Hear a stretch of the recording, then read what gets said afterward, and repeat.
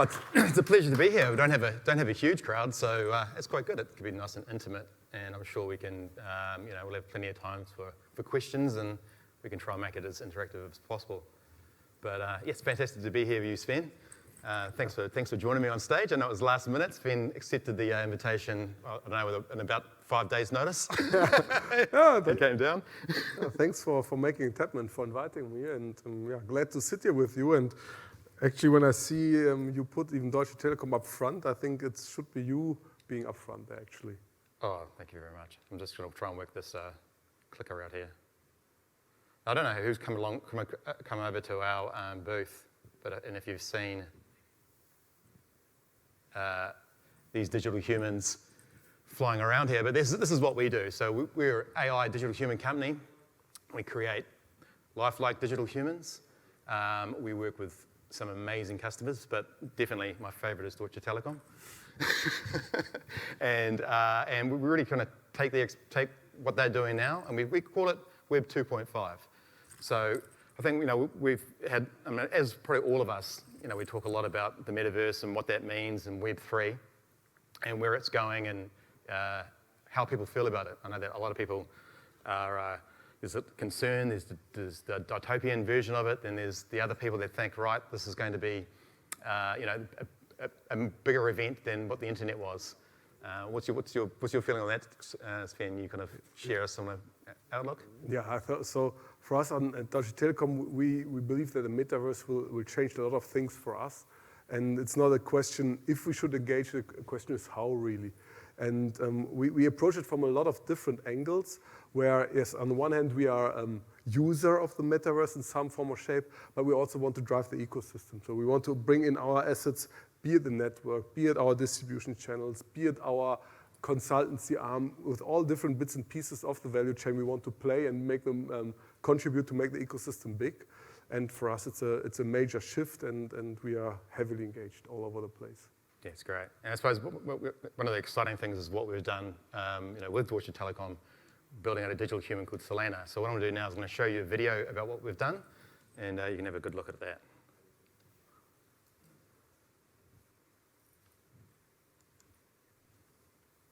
There we go.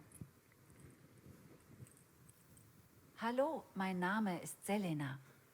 Ich bin Ihre digitale Assistentin und arbeite bei der Deutschen Telekom.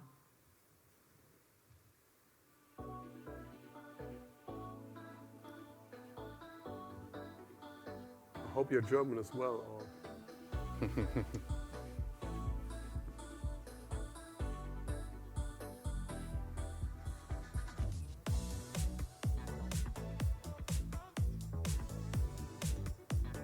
Hallo, mein Name ist Selena und ich bin Ihre digitale Assistentin.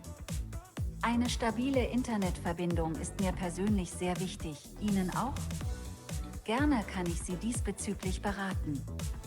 Wie darf ich Sie während des Beratungsprozesses nennen?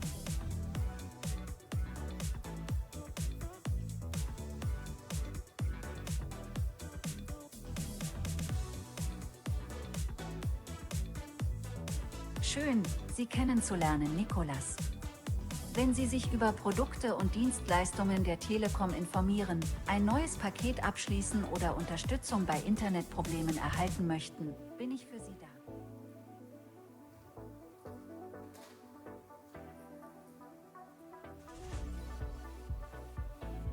Super. Danke, Nicolas. Jetzt muss ich nur noch ein paar Fragen zu Ihrem Heimnetz und dessen Nutzung stellen. Wie viele Personen nutzen das Internet meistens zu Hause? Damit sind wir wieder ein gutes Stück weiter. Noch ein paar Informationen und ich kann Ihnen meine Empfehlung präsentieren. Natürlich beeinflusst nicht nur die Geräteanzahl, sondern auch die Gerätenutzung die Höhe der Bandbreite. Deshalb würde ich gerne mehr über...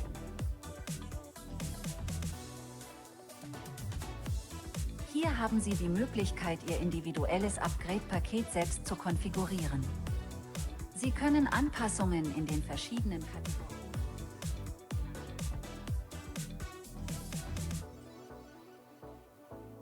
Mit Magenta TV Smart haben Sie sich für einen noch besseren Tarif entschieden als eigentlich benötigt. Mit diesem Tarif genießen Sie ein noch größeres TV-Angebot.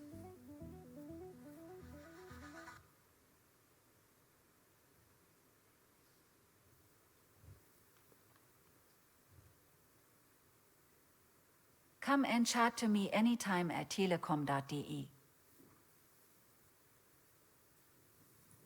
Awesome.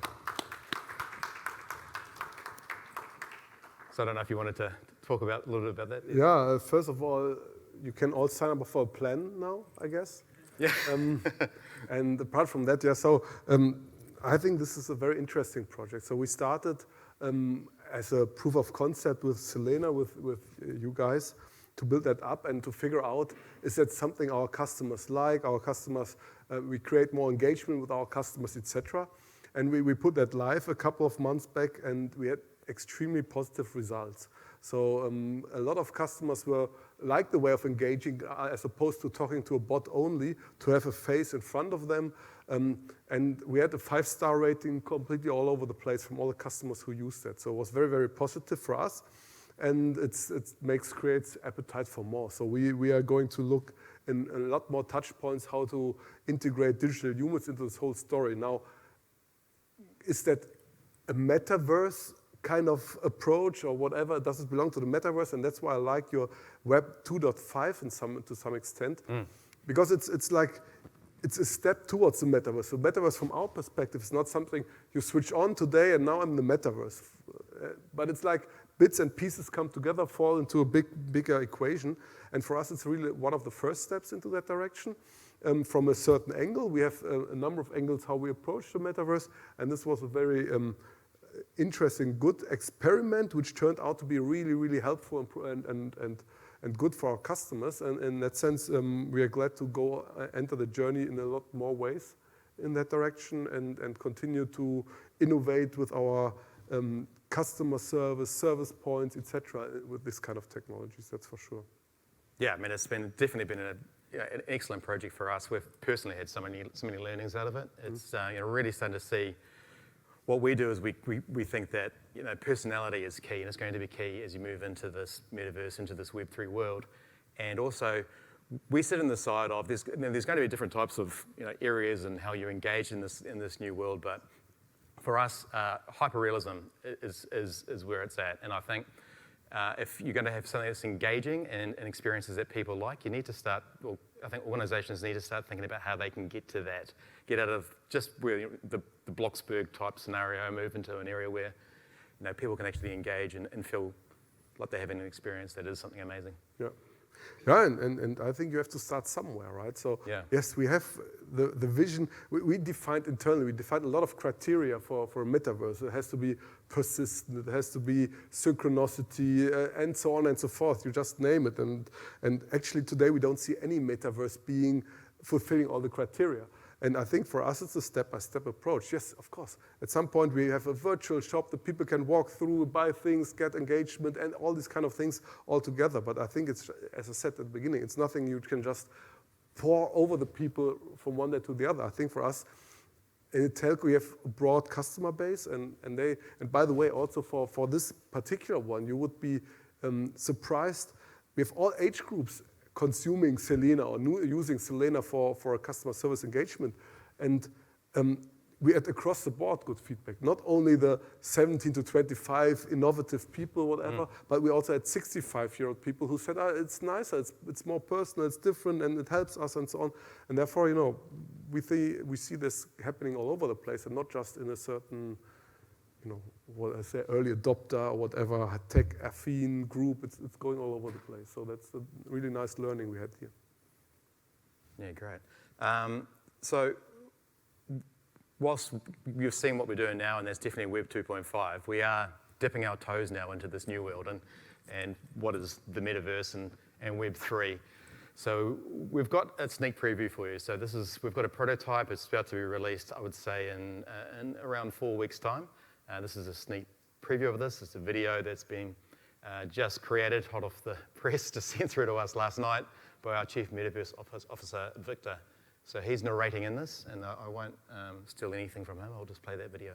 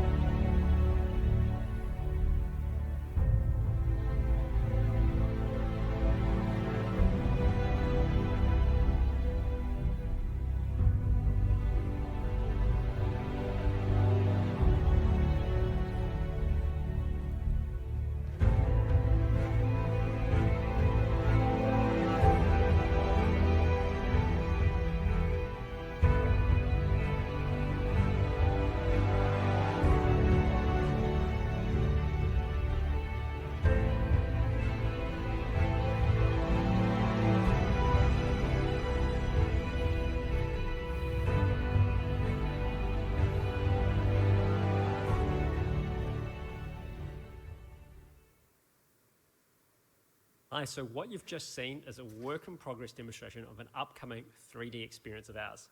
So this is our future and a taster of what we believe is going to be possible in the metaverse. Now, as you can see, this is a fully interactive world rendered in real time. We're still working on stepping up the quality. So we want to make the space feel more lived in, but the team have already done a fantastic job of what you see here already. Sophie in the corner there is a placeholder asset with incomplete lighting and no animation, but soon she's going to be a fully expressive digital human.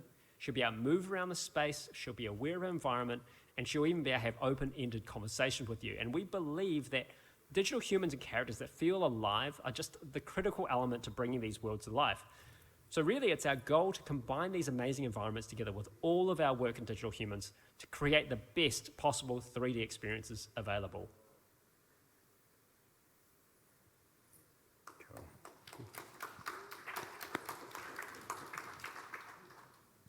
So yeah, exciting times. We're working with a number of organisations and building out this type of experience for them. So we've got a schedule of work coming up next year. So I think you will be seeing some exciting stuff, and I know that we'll be pestering you too, Sven, to do something with you at some stage. Yeah, I think, we are talking about metaverse experience where you invite people to your virtual home and jointly watch TV, and we have a TV proposition we can integrate and all these kind of things. That's interesting. What we are always, and I'm sure you guys as well are investigating, is what this meta-human, this digital humans should be looking like. This uncanny valley, is everybody, I think by now, has heard that problem. How accurate does it need to be? We are also looking into holograms versus avatar kind of discussions a lot.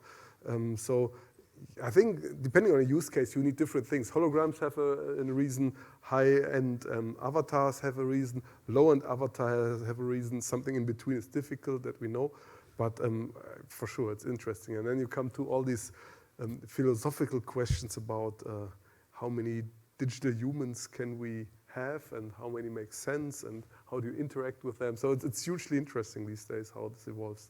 Yeah, absolutely. And I think there'll be some guidance that comes out on it. I know that we've got a team associated just to that space to making sure that we look after that and do everything ethically correct and how everything should be as well. But I think we've got times for some questions and really open it up to the room. I'm wondering if there's anyone out there that wants to ask anything.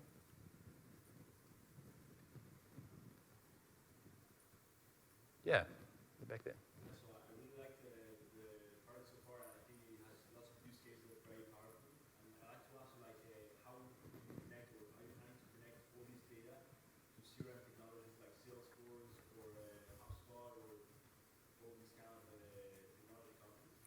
Yeah, absolutely. So in a sense, at the beginning, we use UneeQ a lot for the digital human itself. But most of the backend is done by us on our own. So we use the existing backend to attach it to this front end. That's absolutely necessary. I can't go any other way. We are not set up for having disconnected front end to our backend. It can't be. So absolutely, that's the key and the intention. And the more seamless we get that done, the better. And obviously, there are things to work. When you start with a POC and a pilot, you not fully integrate that, obviously. But that's absolutely the plan. And I think for us, only based on this short, small learning, we will integrate this kind of technology in a lot of different touch points now and make that part of the normal integration roadmap going forward. That's absolutely key.